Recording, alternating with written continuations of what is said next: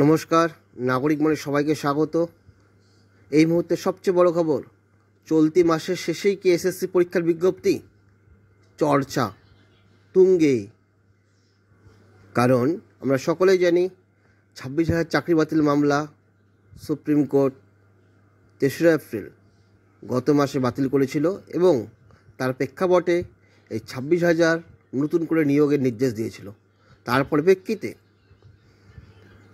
মধ্যশিক্ষা পর্ষদ স্কুল চালানোর জন্য আনটেন্ড টিচারদের জন্য আবেদন করেছিল যাতে স্কুলগুলো সচল থাকে 17 এপ্রিল মিসলেনিয়াস অ্যাপ্লিকেশনের মাধ্যমে, এবং তাতে সাড়া দিয়ে সুপ্রিম কোর্ট এসএসসির কাছ থেকে এটা স্বীকার করিয়ে নেয় যে আগামী 31শে মের মধ্যে এসএসসির বিজ্ঞপ্তি দিতে হবে এবং 31শে ডিসেম্বরের মধ্যে প্রসেস কমপ্লিট করতে হবে নিয়োগের।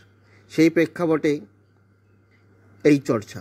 কারণ আমরা সকলেই জানি এসএসসি রাজ্য সরকার এই 26,000 চাকরি বাতিল মামলার প্রেক্ষাপটে রিভিউ পিটিশন দাখিল করেছে সুপ্রিম কোর্টে, কিন্তু রিভিউ পিটিশন এখনও পর্যন্ত অ্যাকসেপ্টেড হয়নি এবং কিছুদিন পরেই সুপ্রিম কোর্টে গরমের ছুটি পড়ে যাবে।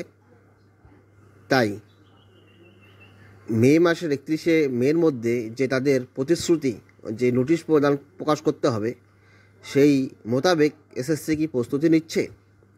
স্কুলগুলিতে বিষয়ভিত্তিক ও ক্যাটাগরি ভিত্তিক কত শূন্যপদ আছে তার সেই তথ্য সংগ্রহ করে স্কুল পরিদর্শক।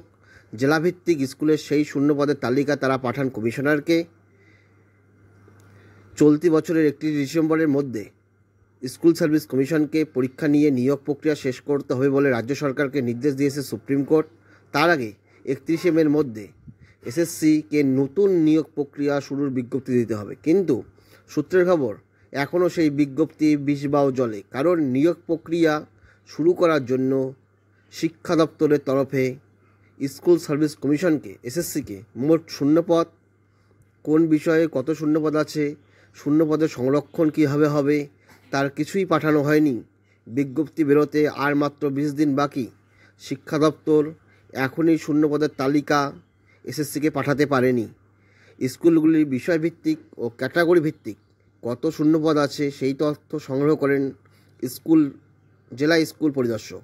জেলাভিত্তিক স্কুলের সেই শূন্যপদের তালিকা পাঠান কমিশনারকে। কমিশনারের দপ্তর ভালোভাবে যাচাই করে শিক্ষা দপ্তরকে পাঠায়। শিক্ষা দপ্তর সেই শূন্যপদের তালিকা এসএসসিকে পাঠায়। এসএসসি এরপরে নিয়োগ প্রক্রিয়া শুরু করে।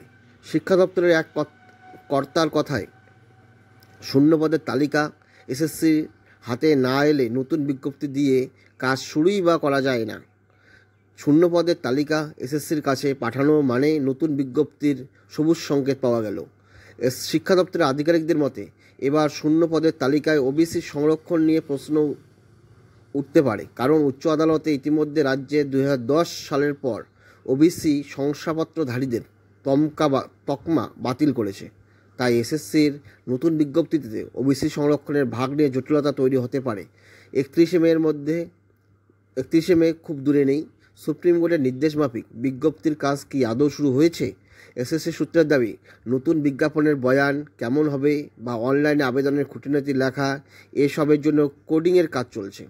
এসএসসি অফিসের সামনে ধর্নার জন্য কাজে অসুবিধা হচ্ছে বলে এসএসসি সূত্রে দাবি করা হয়েছে। খোদ এসএসসির চেয়ারম্যান সিদ্ধার্থ মজুমদার ঘেরাও হওয়ার আশঙ্কা এসএসসি অফিস না গিয়ে বিকাশ ভবন থেকে কাজ করছেন। এক আধিকারিক বলেন, চেয়ারম্যান এসএসসি অফিস বসতে পারছেন না, ফলে নতুন নিয়োগ প্রক্রিয়ার জন্য আধিকারিকদের সঙ্গে মিটিং থেকে শুরু করে নানা কাজ আটকে যাচ্ছে। আপনারা ভাবুন, তাহলে রাজ্য সরকার এই এসএসসির মতো একটা চিট ফান্ডের মাধ্যমে 26,000 নিয়োগ করেছিল 2016-তে, তাতে সিস্টেমেটিক ফ্রড করেছিল সুপ্রিম কোর্টের অভিযোগ।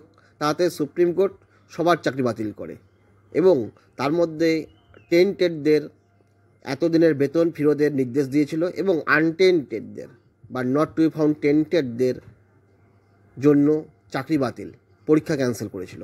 সেই প্রেক্ষাপটে আবার আনটেন্ড ইন সার্ভিস যারা রয়েছে তাদেরকে পুরনো কর্মস্থলে যাওয়ার এবং সিনিয়রিটি সহকারে সুযোগ দিয়েছে, কিন্তু আনটেন্ড ফ্রেশাররা কী করবে এখন?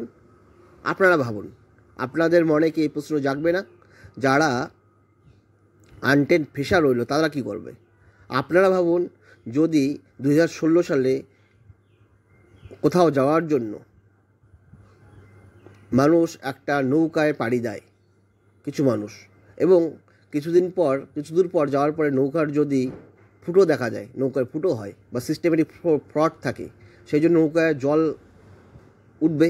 এবং তার প্রেক্ষাপটে সুপ্রিম কোর্ট যদি যারা নৌকায় অবস্থানকারী দুষ্কৃতী রয়েছে যাত্রীদের মধ্যে, তাদেরকে যদি জলে ফেলে দেওয়ার নির্দেশ দেয় এবং বাকিদের যদি নৌকায় থাকার কথা বলে, এবং বাকিদের মধ্যে আবার যারা ইন সার্ভিস তাদেরকে যদি নৌকা থেকে তুলে বেঁচে আনার অধিকার দিতে পারে, তাহলে আনটেন ফ্রেশারদের কেন দিবে না? সুপ্রিম কোর্টের এটা কী ধরনের রায়? আপনারা ভাবুন, কমেন্টে জানান আপনাদের মতামত। ধন্যবাদ।